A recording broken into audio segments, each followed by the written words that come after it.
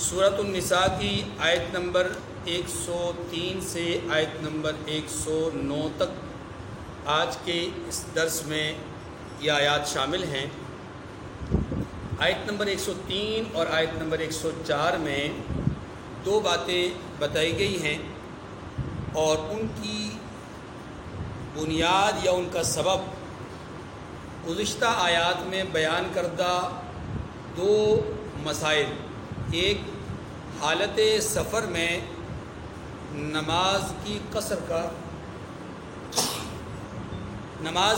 کا جو حکم دیا گیا تھا اس سے متعلق بات بتائی گئی، اور دوسرا حالت خوف میں نماز خوف پڑھنے کا طریقہ کار جو بتلایا گیا۔ ان دونوں باتوں کو مد نظر رکھتے ہوئے اب جو بات کہی گئی کہ جب حالت سفر ختم ہو جائے اور حالت خوف ختم ہو جائے، اطمینان کی کیفیت پیدا ہو جائے، تو پھر نماز کو حسب سابق دستور کے مطابق ادا کرو، یہ ہے اصل بات۔ اور اس کے ضمن میں دو باتیں بتائی گئی۔ ایک بات یہ بتائی گئی کہ اللہ کا ذکر کرو، دوسری بات یہ بتائی گئی کہ نماز کے اوقات مقرر کیے گئے ہیں۔ جو پہلی بات بتائی گئی وہ ہے ذکر اللہ کی بات۔ اللہ کا ذکر دلوں کے اطمینان کا ذریعہ ہے۔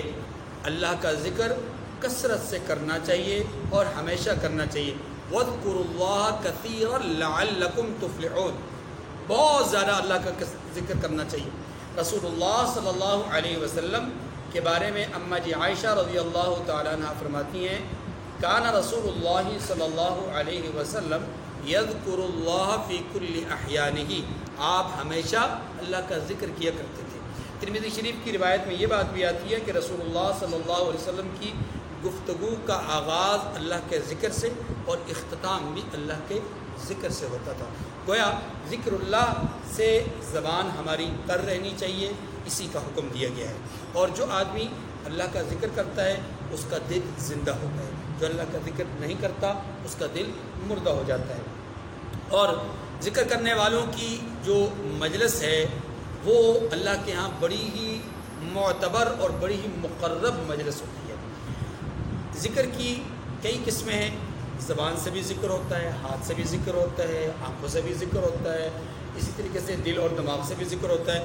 مختلف اعضاء اور جوارح سے انسان ذکر کرتا ہے۔ یہ کیسے ذکر ہوتا ہے کہ انسان اپنے ہاتھ کو ان چیزوں میں، ان کاموں میں استعمال کرے جن میں استعمال کرنے کو اللہ پسند کرتے ہوں، تو یہ اللہ کی دی ہوئی نعمت کا شکرانہ ہے اور یہی ذکر ہے۔ ہاتھ کا ذکر یہ، ایسے کان سے اچھی بات سنیں تو یہ اللہ کا ذکر ہے، آنکھ سے اچھی چیز دیکھے نعمت کی قدردانی ہوگی، لہذا یہ اللہ کا ذکر ہے۔ تو جس طرح ذکر کی اور بہت ساری قسمیں، تو مشہور اس کی دو قسمیں، ایک ذکر لسانی، زبان سے اللہ اللہ سبحان اللہ اللہ اکبر قرآن پاک کی تلاوت وغیرہ کرنا، یہ سارا کا سارا ذکر ہے۔ اور اسی طریقے سے دل کا ذکر، یعنی دل سے اللہ کو یاد کرنا، اور اس کا طریقہ کیا ہے؟ اللہ کی نعمتوں پر غور کرنا، اس کی قدرتوں اور اس کے قدرت کے مظاہر پر غور کرنا، یہ اللہ کا ذکر ہے جو کہ انسان دل سے کرتا ہے۔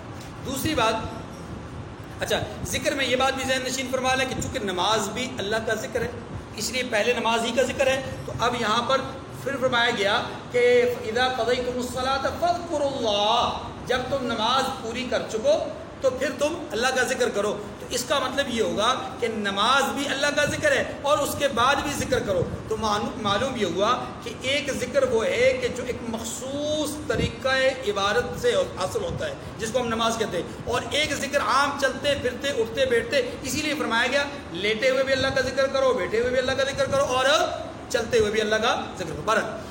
دوسری بات، یہاں پر نماز کے اوقات بیان کیے گئے، اور نماز کے اوقات کے حوالے سے یہ گزارش ہے کہ اس کا ایک اول وقت ہوتا ہے اور ایک آخری وقت ہوتا ہے۔ حضرت جبرائیل امین علیہ السلام رسول اللہ صلی اللہ علیہ وسلم کی بارگاہ میں حاضر ہوئے اور آپ کے سامنے آ کر کے ایک دن نماز کو اول وقت میں ادا کیا، پانچوں نمازوں کو، اور دوسرے دن نماز کو آخری وقت میں ادا کیا، اور پھر فرمایا کہ ان دونوں کے درمیان جو ہے وہ نماز کا کے اوقات ہیں۔ فجر کا وقت طلوع صبح صادق سے شروع ہوتا ہے اور طلوع شمس تک جاری رہتا ہے۔ طلوع شمس سے ہی فجر کا وقت ختم ہو جاتا ہے۔ پھر عین زوال جب کا وقت جب ہوتا ہے اس کے بعد یعنی زوال جب ڈلتا ہے سورج جب ڈلتا ہے اس وقت جو ہے وہ ظہر کا وقت شروع ہو جاتا ہے. اور یہ چلتے چلتے مثل اول یا مثل ثانی دو قول ہیں. بعض فقہا مثل اول تک گئے ہیں, بعض فقہا مثل ثانی تک گئے ہیں کہ ظہر کا وقت اختتامی وہ ہوتا ہے. مثل اول کا مطلب کیا ہے کہ اگر عین زوال کے وقت کوئی لکڑی, کوئی لاٹھی, کوئی چھڑی آدمی زمین میں گاڑے تو اس وقت جہاں تک اس کا سایہ ہے عین زوال کے وقت وہاں انسان نشان لگا دے, یہ سایہ اصلی ہے. اب اس کے بعد یہ سایہ چونکہ اب زوال شروع ہو گیا تو سایہ اس کا بڑھے گا. بڑھتے بڑھتے بڑھتے جب جتنی جو چھڑی یا لکڑی ہم نے گاڑی ہے اس کے برابر یعنی اس کی لمبائی کے برابر جب سایہ پہنچ جائے تو یہ مثل اول ہے, وہاں ایک نشان لگا دیں. پھر اتنا ہی سایہ مزید بڑھ جائے تو یہ مثل ثانی ہے, دو مثل ہے. یعنی اس چھڑی کے ایک مثل یعنی ایک مرتبہ لمبائی کے برابر لمبائی سایہ کی اور دوسری مرتبہ لمبائی کے برابر لمبائی سایہ کی, تو یہ دو مثل یا ایک مثل. یہ فقہا کا اختلاف ہے. بعض پہلے مثل پر ظہر کا وقت ختم کرتے ہیں, بعض مثل ثانی پر ظہر کا وقت ختم کرتے ہیں. عصر کی ابتدا میں بھی یہی اختلاف ہے کہ جن کے نزدیک مثل اول پہ ختم ہو جاتی ہے ان کے نزدیک عصر کا وقت شروع ہو گیا, اور جن کے نزدیک مثل ثانی پہ ختم ہوتی ہے ان کے نزدیک مثل ثانی پہ عصر کا وقت شروع ہوگا. البتہ اس کا اختتام غروب آفتاب کے وقت ہوتا ہے. لیکن یاد رکھیے کہ غروب آفتاب سے پہلے سورج کے گرد یا آسمان میں ایک زردی پھیلی ہوتی ہے. جب وہ زردی شروع ہو جائے تو پھر عصر کی نماز پڑھنا مکروہ ہے. اگر عصر کی نماز پڑھنا کیا ہے؟ مکروہ ہے. یعنی اس وقت تک عذر کے بغیر تاخیر کرنا مکروہ ہے, لیکن یاد رکھیں اس وقت میں نماز پڑھیں گے نماز ہو جائے گی, مکروہ ہوگی لیکن ہو جائے گی. اب مغرب کا وقت غروب آفتاب سے شروع ہوتا ہے اور شفق کے اختتام تک مغرب کا وقت رہتا ہے. شفق کیا ہے؟ امام شافعی رحمۃ اللہ علیہ کے نزدیک وہ سرخی ہے جو اس زردی کے بعد آسمان میں پھیلتی ہے, کہ جب یہ سرخی ختم ہو جائے ان کے نزدیک مغرب کا وقت ختم ہو جاتا ہے. یہ تقریباً 20 سے 25-26 منٹ رہتے ہیں. اور فقہائے احناف اور دیگر فقہائے کرام یہ کہتے ہیں کہ شفق سے مراد سرخی نہیں بلکہ سفیدی ہے, کہ یہ سرخی کے بعد ایک سفید ڈوری یا ایک سفیدی جو ہے وہ نمودار ہوتی ہے. جب وہ سفیدی ختم ہو اس وقت جو ہے وہ مغرب کا وقت ختم ہوگا. تو دو قول ہو گئے مغرب میں اختتام میں, شفق اور شفق میں اندر سرخی یا سفیدی. اگر سرخی مراد ہو تو 20 سے 25-26 منٹ, اور اگر سفیدی مراد ہو جیسا کہ فقہائے احناف وغیرہ کہتے ہیں تو 1 سے سوا گھنٹہ. ٹھیک ہے. عشاء کے ابتدائی وقت میں بالکل یہی اختلاف ہے کہ جن کے نزدیک سرخی مراد ہے شفق سے ان کے نزدیک عشاء کا وقت یہاں سے شروع ہو جاتا ہے, اور جن کے نزدیک سفیدی مراد ہے ان کے نزدیک سفیدی کے اختتام پر عشاء کا وقت شروع ہو جاتا ہے. البتہ عشاء کے اختتام میں یا عشاء کے کل دورانیے میں 3 حیثیتیں ہیں, 3 درجات ہیں. ایک درجہ یہ ہے کہ پہلی تہائی یعنی کل رات کا پہلا اپنا 1/3 یا پہلی تہائی یہ اول وقت ہے. اس کے بعد آپ یوں کہہ لیجئے کہ اول وقت سے لے کر کے نصف تک, اول سے یعنی تہائی سے لے کر کے نصف تک یہ دوسرا وقت ہے, اور نصف سے لے کر اخیر تک تیسرا نصف ہے. تو یوں یہ 3 حصوں میں ڈیوائیڈ ہو گیا. اس میں افضل یہ ہے کہ اول وقت کے بعد یعنی درمیانے وقت میں عشاء کی نماز پڑھی جائے, یہ افضل ہے. لیکن اگر عوام کو دقت پیش آئے تو پھر پہلے وقت میں ادا کر لینے میں بھی کوئی حرج نہیں ہے. البتہ اس کے آخری وقت تک جانا, تیسرے حصے میں جانا, نماز عشاء کو لے کر جانا بلا عذر بلا وجہ, یہ درست بات نہیں ہے. ٹھیک ہے. یہ 2 باتیں آیت نمبر 103 اور آیت نمبر 104 کے ضمن میں ہمارے سامنے. اب جو اس کے بعد آیت نمبر 105 سے آیت نمبر 109 تک 4 آیات ہیں, اور اس کے بعد کی جو آیات کریمہ ہیں 2 رکوع تک مسلسل. ان تمام آیات کا تعلق منافقین کی مذمت کے ساتھ ہے. کس کے ساتھ ہے؟ آپ جانتے ہیں کہ اس سے پہلے اللہ تبارک و تعالیٰ نے جہاد کا ذکر فرمایا, اور جا بجا جہاد کے تذکرے میں ہمیں منافقین کے احوال بھی ہمارے سامنے آتے رہے. منافقین وہ ہیں کہ جو اپنے آپ کو جہاد سے بھرے رکھتے تھے, پیچھے پیچھے رکھنے کی کوشش کرتے تھے, بھاگتے تھے جہاد سے. یہاں پر ان کی اس بزدلی اور ان کی اس خام خیالی کو اور ان کی ان بری خصلتوں کو مد نظر رکھتے ہوئے ان کے ایک کرتوت کو بیان کیا گیا، ان کے ایک عمل کو، اور ان کا یہ عمل ترمذی شریف کی روایت میں اور دیگر احادیث کی کتابوں میں ایک واقعہ لکھا گیا ہے، اور وہ واقعہ بیان کیا گیا ہے اس کے شان نزول میں۔ واقعہ کچھ یوں ہے کہ سن 4 ہجری کی بات ہے، توجہ کیجیے گا، سن 4 ہجری کی بات ہے۔ مدینہ منورہ میں ایک خاندان آباد تھا، بنو عبیرق، اور یہ خاندان مجموعی طور پہ 3 بھائیوں کے گھرانوں پر مشتمل تھا۔ 3 بھائی تھے، ان کا گھرانہ تھا، اس پورے گھرانے کو بنو عبیرق کا یہ گھرانہ کہا جاتا تھا۔ بنو عبیرق ایک قوم تھی اور اس کا یہ خاندان تھا۔ اس خاندان کے 3 افراد، بشر یا بشر، اور دوسرے نمبر پر بشیر جس کو طامہ بھی کہتے ہیں، اور تیسرے نمبر پر مبشر، یہ 3 لوگ تھے، اور انہی کی نسل اور ان کے خاندان، ان کے آگے افراد جو ہے ان پر مشتمل یہ پورا کا پورا گھرانہ تھا۔ یہ مدینہ منورہ میں آباد تھا، اور ان میں سے بشیر نام کا، جس کو طامہ بھی کہتے ہیں، یہ بشیر نام کا جو شخص تھا، یہ شخص شاعر تھا اور فصیح اللسان تھا۔ نظریات کے اعتبار سے یہ تینوں بھائی منافق تھے، بظاہر کلمہ گو تھے، اندرون خانہ یہودیوں کے حامی تھے۔ توجہ میری طرف۔ ہوا کچھ یوں کہ مدینہ منورہ میں ایک صحابی ہیں حضرت رفاع بن زید رضی اللہ تعالی عنہ، اور یہ آسودہ حال صحابی تھے، کھاتے پیتے گھرانے سے تعلق رکھتے تھے اور خود کھاتے پیتے تھے، اور مال کی اللہ پاک نے ان کو فراوانی دے رکھی تھی۔ اس زمانے میں عام طور پہ لوگ جو کا آٹا اور روٹی استعمال کرتے تھے، جو نسبتاً جو ہے وہ مشکل بھی ہوتی ہے کھانی، اور چونکہ وہ قیمت کے اعتبار سے سستی ہوتی ہے تو عام لوگوں کی پہنچ میں ہوتی ہے وہ، جبکہ گندم اس زمانے میں عام لوگوں کی پہنچ سے بہت دور تھی۔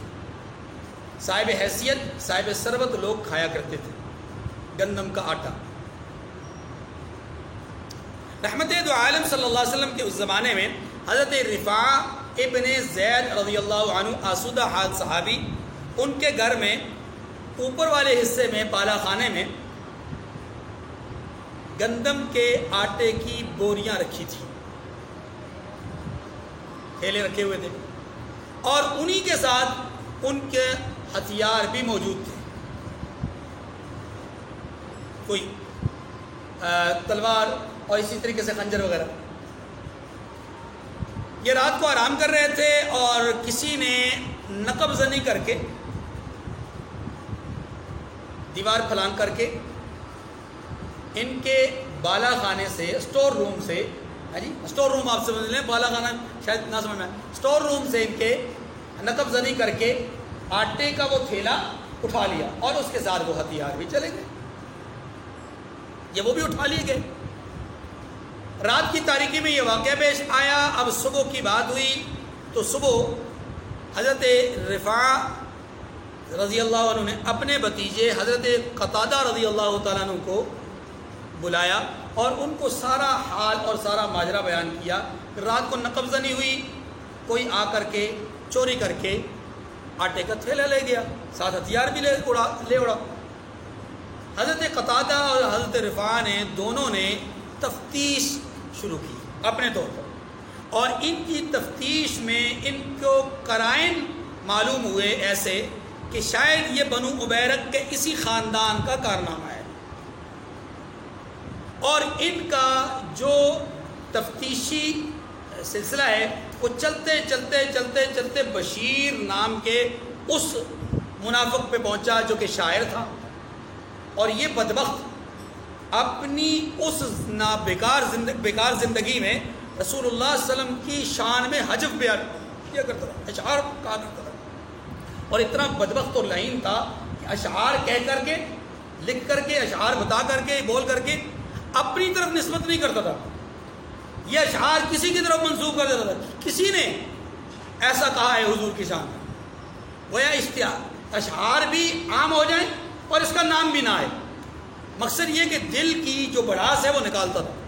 خیر، تو ان حضرات نے، چچا اور بھتیجے نے، اپنی تفتیش کے مراحل کو بڑھاتے بڑھاتے ان کی تفتیش نے یہاں تک ان کو پہنچایا کہ بشیر نام کا یہ منافق ہمارا چور ہے.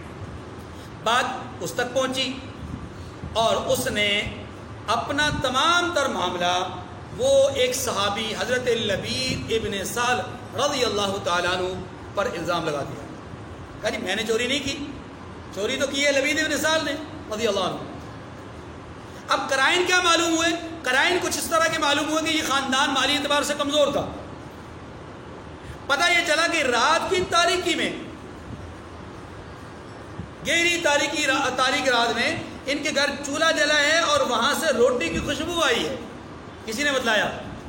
تو ان کے خاندان میں اور ان کے گھر میں روٹی پکے اور وہ گندم کی روٹی پکے. تو یہ سب کے لیے تعجب کی بات تھی کہ کمزور لوگ، مالی اعتبار سے کمزور لوگ اس طرح کی روٹی کیسے استعمال کر سکتے ہیں. چنانچہ شک انہی پر پڑا، اور جب ان پر شک پڑا تو اس نے اپنا الزام اپنی طرف سے پیر کر کے حضرت لبید ابن سہل رضی اللہ عنہ پر الزام لگا دیا.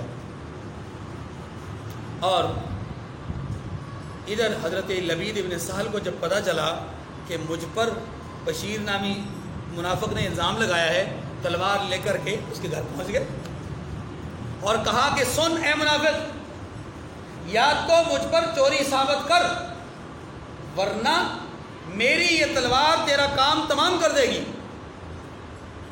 وہ ڈر گیا. اس نے فوری طور پر اعتراف جرم کیا اور اپنی وقتی طور پہ جان چھڑا دی. حضرت لبید جب معاملہ دیکھا کہ صاف ہو گیا واپس چلے آئے. وہ واپس آئے اور اس بشیر اور اس کے خاندان کے لوگوں نے آپس میں مشاورت کی کہ ہمارے اوپر تو الزام لگ گیا، اب اس الزام کو کسی نہ کسی طریقے سے رفع کرنا ہے. چنانچہ انہوں نے قسمیں کھائیں اپنے خاندان کے لوگوں کے سامنے. اور ان کے خاندان میں کچھ ایسے لوگ بھی تھے جو کہ مخلص صحابہ تھے اور عمر رسیدہ تھے اور اپنے خاندان میں ان کا اثر و رسوخ بھی زیادہ تھا. ان کے پاس بھی یہ گئے اور قسمیں کھائیں کہ ہم نے چوری کوئی نہیں کی اور ہم پر الزام لگایا گیا. چلتے ہیں حضور علیہ السلام کی بارگاہ میں اور جا کر کے عرض کرتے ہیں کہ یا رسول اللہ، حضرت رفاع اور حضرت قتادہ ہم پر الزام لگا رہے ہیں، آپ ہماری حمایت کیجیے. اب خاندان کے لوگوں نے کہا، دیکھا کہ یہ قسمیں کھا رہے ہیں اور کوئی ایسی چیز بظاہر نظر بھی نہیں آ رہی، تو ان کے ساتھ چل دیے حضور کی بارگاہ میں. حضور علیہ السلام کی بارگاہ میں پہنچے، وہاں جا کر کے سارا قصہ سنایا. حضرت لبید والی بات ذکر نہیں کی، وہ درمیان والی بات ذکر نہیں کی، بس اتنا کہا کہ حضرت رفاع نے اور حضرت قتادہ نے، چچا بھتیجا نے مل کر ہم پر الزام لگا دی ہے اور ہمارا کوئی جرم اور گناہ نہیں ہے. قسمیں کھائیں. حضور علیہ السلام نے بظاہر ان کی قسموں کا اعتبار کرتے ہوئے، اور نمبر 2 ان میں موجود جو مخلص صحابہ کرام تھے انہی کے خاندان کے، ان کی حمایت کی وجہ سے آپ علیہ السلام نے ان کی بات پر بظاہر کیا کر لیا؟ یقین فرما لیا. بات یہاں یقین پہ چلی گئی. ادھر حضرت رفاع نے اپنے بھتیجے حضرت قتادہ رضی اللہ عنہ سے کہا کہ جائیے جا کر کے حضور علیہ السلام کی بارگاہ میں جا کر کے سارا ماجرا بیان کیجیے. انہیں نہیں پتا تھا کہ یہ وہاں پہنچ گئے. جا کے حضور علیہ السلام کی مجلس میں اور بارگاہ میں جا کر سارا قصہ سنائیں. یہ گئے حضرت قتادہ اکیلے، اور حضور علیہ السلام کی مجلس میں دیکھا تو وہ پہلے سے موجود. انہوں نے آ کر کے سارا معاملہ بیان کیا، اپنے شک کا اظہار کیا. تو رحمت دو عالم صلی اللہ علیہ وسلم انہوں نے چونکہ اپنے شک کا اظہار کیا تھا، تو حضور علیہ السلام نے شک کے مقابلے میں اٹھائی جانے والی قسموں کو معتبر سمجھتے ہوئے آپ علیہ السلام نے حضرت قتادہ کو ڈانٹ دیا کہ خواہ مخواہ الزام لگا رہے ہو، یہاں بہت سارے شریف لوگ ہیں جو ان کی حمایت کر رہے ہیں اور یہ قسمیں بھی اٹھا رہے ہیں، آپ بلا وجہ کسی پر الزام نہ لگاؤ، کوئی ثبوت بظاہر تمہارے پاس ہے نہیں اور آپ الزام لگا رہے ہو. یہ بیچارے اپنی جگہ پر شرمندہ اور شرمسار ہو کر کے واپس آئے، ڈانٹ بھی کھا لی اور حضرت رفاع سے اپنے چچا سے آ کر احوال بیان کیے. روایت میں آتا ہے کہ حضرت رفاع رضی اللہ عنہ نے اس وقت کہا کہ بھتیجے کوئی بات نہیں. حضور علیہ السلام کے سامنے انہوں نے اپنے چرب زبانی کا استعمال کیا ہے، اللہ تو سارے احوال سے واقف ہیں، کوئی نہ کوئی راستہ اللہ نکال دیں گے. چنانچہ اللہ تبارک و تعالیٰ نے یہ آیات کریمہ نازل فرمائی. ان آیات میں سارا بیان کر دیا گیا، ان کا سارا کچا چٹا بیان کر دیا گیا کہ انہوں نے کیا کیا اور کیسے. اچھا یہاں پر اب اگلی بات یہ سمجھ لیجئے کہ ہوا کچھ یوں کہ جب یہ آیات نازل ہوئیں تو اب تلاشی شروع کی گئی. تلاشی شروع ہوئی، جب تلاشی شروع ہوئی تو چلتے چلتے چلتے ان کے آٹے کا تھیلا ایک یہودی جس کا نام زید بن سمین تھا اس کے گھر سے برآمد ہوا، اسلحہ بھی وہاں سے برآمد ہوا۔ اب یہودی نے کہا کہ جناب یہ میرے پاس تو ضرور ہے لیکن میرے پاس امانت رکھوائی گئی ہے، اور یہ امانت بشیر نامی شخص نے رکھی۔ اس نے کہا جی دیکھیں آٹا ان کے گھر سے برآمد ہوا ہے، لہذا چور بھی یہی ہے، ہم چور نہیں ہیں، یا چور یہ ہے یا چور کوئی اور ہے، ہم چور نہیں ہیں، ہم چور ہوتے تو ہمارے گھر میں آٹا ہوتا۔ تو اس وقت زید بن سمین نے یہ کہا یہودی نے کہ رات کی تاریکی میں یہ شخص آیا تھا اور بطور امانت اپنا آٹا اور اپنا اسلحہ میرے پاس رکھوا گیا، تو چوری انہی نے کی ہے، میں نے نہیں کی۔ اس شخص نے بشیر نے اعتراف جرم کر کے سزا پانے کے بجائے، چاہیے تو یہ تھا کہ اعتراف جرم کرتا سزا پا لیتا، جو کہ چور کی سزا تھی، ہاتھ کٹوا لیتا، دنیا میں سزا پا لیتا، آخرت میں بچ جاتا، لیکن چونکہ منافق تھا، اندر ایمان نہیں تھا، تو یہ یہاں سے بھاگ گیا۔ جب اسے پتا چلا کہ میری اب نہیں چلنی اور ہر اعتبار سے میں بدنام ہو گیا، خاندان میں بھی، عام معاشرے میں بھی، اب مدینہ منورہ میں سر اٹھانے کے قابل نہیں رہا، تو یہ یہاں سے بھاگ کے مکہ مکرمہ چلا گیا اور مشرکین سے جا ملا، اور علل اعلان اس نے کفر اور شرک شروع کر دیا۔ وہاں ایک عورت تھی صفاق بنت سعد نامی ایک عورت تھی، یہ اس کے گھر میں جا کر کے قیام پذیر ہوا، کچھ دن وہاں ٹھہرا تھا کہ حضرت حسان ابن ثابت رضی اللہ تعالیٰ عنہ کے بارے میں آتا ہے کہ انہوں نے بشیر کے اس عمل کو اور اس کردار کو مد نظر رکھتے ہوئے اس کے لیے مذمتی اشعار کہے، ایک قصیدہ پڑھا اس کی مذمت پر۔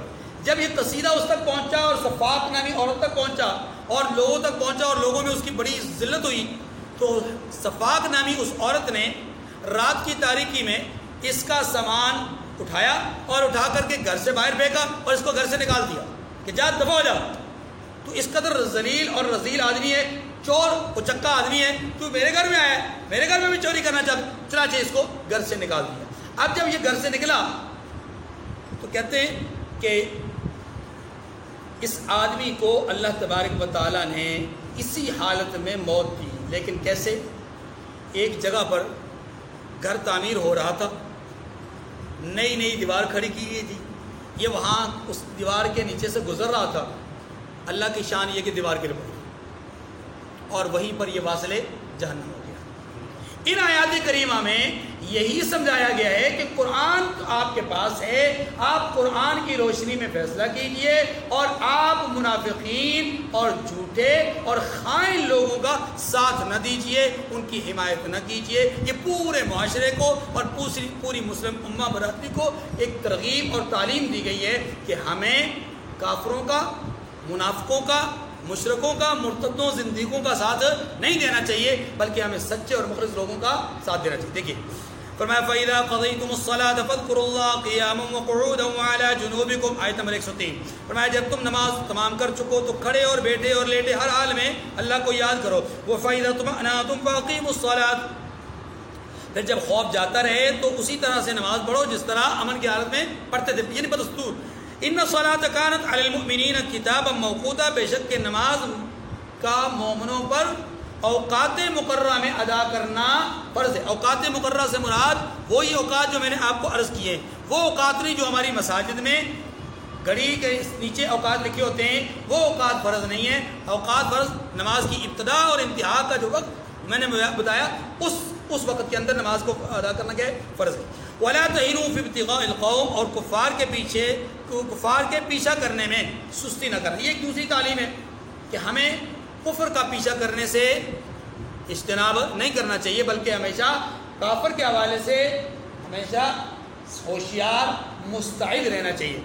ان تکونوا تعلمون فإنهم يعلمون كما تعلمون، اگر تم بے آرام ہوتے ہو تو جس طرح تم بے آرام ہوتے ہو اسی طرح وہ بھی بے آرام ہوتے ہیں۔ یعنی آپ کو اگر یوں لگتا ہے کہ یوں بار بار اذیت و تکلیف میں ہم مبتلا ہوں گے، اگر کافروں کا ہم جو ہے وہ نگرانی اور نگہبانی شروع کر دیں تو پھر ہم ہر وقت پریشانی کا، تو آپ اگر پریشانی کے عالم میں رہتے ہیں تو وہ بھی تو آپ کی طرح پریشان رہتے ہیں۔ وہ آپ سے اگر غافل ہو کر نہیں بیٹھے ہوئے تو آپ ان سے کیوں غافل ہو رہے ہیں؟ وہ آپ سے مطمئن ہو کر کے نہیں بیٹھے تو آپ کیوں مطمئن ہو کر کے بیٹھ رہے ہیں؟ ایک بہت بڑی تعلیم ہے ہمارے لیے، اور آج ہم ہیں کہ ہم غافل ہو کر کے گھوڑے بیچ کر کے سو رہے ہیں. وَتَرْجُونَ مِنَ اللَّهِ مَا لَا يَرْجُونَ, اور تم اللہ سے ایسی ایسی امیدیں رکھتے ہو جو وہ نہیں رکھتے. یعنی آپ جنت کی امیدیں رکھتے ہو, اللہ کی رضا کی امید رکھتے ہو, اللہ کی طرف سے بخشش اور عنایت کی امید, جبکہ کافروں کو ایسی کوئی امید نہیں ہے. وَكَانَ اللَّهُ عَلِيمًا حَكِيمًا, اور اللہ سب کچھ جانتا اور بڑی حکمت والا ہے. جب آپ کی امیدیں اچھی ہیں اللہ سے تو پھر اس کے مطابق آپ کو اذیتیں اور تکلیفیں برداشت بھی کرنی چاہیے. اِنَّا أَنزَلْنَا إِلَيْكَ الْكِتَابَ بِالْحَقِّ لِتَحْكُمَ بَيْنَ النَّاسِ بِمَا أَرَاكَ اللَّهُ, اے محبوب ہم نے آپ پر سچی کتاب نازل کی ہے تاکہ اللہ کی ہدایات کے مطابق لوگوں کے مقدمات فیصل کرو. یعنی اللہ کی ہدایات کے مطابق لوگوں کے مقدمات میں فیصلہ کیجئے. وَلَا تَكُن لِّلْخَائِنِينَ خَصِيمًا, اور دیکھیے دغا بازوں کی حمایت میں کبھی بھی بحث نہ کیجیے. یعنی جیسے حضرت پاک صلی اللہ علیہ وسلم نے ابتدائی طور پہ ایسا ہوا نا کہ آپ علیہ السلام کے پاس وہ آئے, انہوں نے اپنے سارے احوال بیان کیے, حضور علیہ السلام نے یقین کر لیا. حضرت قتادہ آئے تو آپ نے حضرت قتادہ کو ڈانٹ دیا ان حالات کے موافق. دیکھیے ایک بات یہاں پر ذہن میں رکھ لیجئے, حضور علیہ السلام نے حضرت قتادہ کو ڈانٹا اور ان کی بات پہ یقین کیا. اب آپ کے یا کسی کے ذہن میں خدا نخواستہ یہ نہیں آنا چاہیے کہ نعوذ باللہ حضور علیہ السلام نے غلط کیا, یہ حضور علیہ السلام کی غلطی. نعوذ باللہ, نعوذ باللہ, حضور کی غلطی نہیں تھی. یاد رکھیے پیغمبر غلطی نہیں کرتے.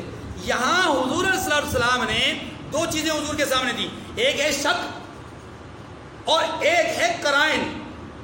قرائن یہ بتلا رہے تھے کہ وہ سچے ہیں. کیسے کہ قسمیں بھی کھا رہے تھے, نیک اور شریف اور مخلص لوگ بھی ان کی حمایت میں تھے, بات مانی نے. اور قرائن یہ بتلا رہے تھے کہ حضرت قتادہ کے پاس کوئی ثبوت بھی نہیں تھا, تو قرائن یہ بتلا رہے تھے کہ وہ سچے ہیں. اسی لیے حضور نے صرف شک کرنے کی بنیاد پہ حضرت قتادہ کو کیا کر دیا, ڈانٹ دیا. ایک تو یہ وجہ, اور دوسرا یہ بھی ہو سکتا ہے کہ حضور علیہ السلام نے منافقین کی صرف دل جوئی کے لیے ایسا کیا ہو تاکہ یہ لوگ کوئی غلط پروپیگنڈا نہ کریں.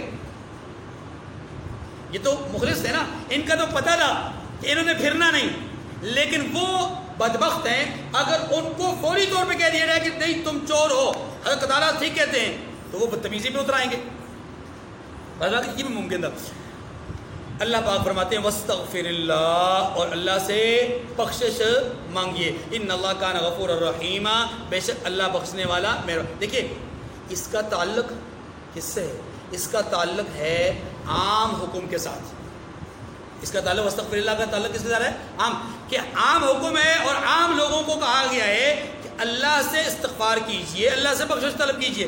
اور اگر یہ حضور علیہ السلام کو ہی خطاب ہو اور حضور کے لیے ہی ہو, جیسا کہ بظاہر الفاظ بتاتے ہیں, تو تب بھی یاد رکھیے یہ الفاظ قطعاً مفہوم کے اعتبار سے غلط نہیں ہیں. کیوں؟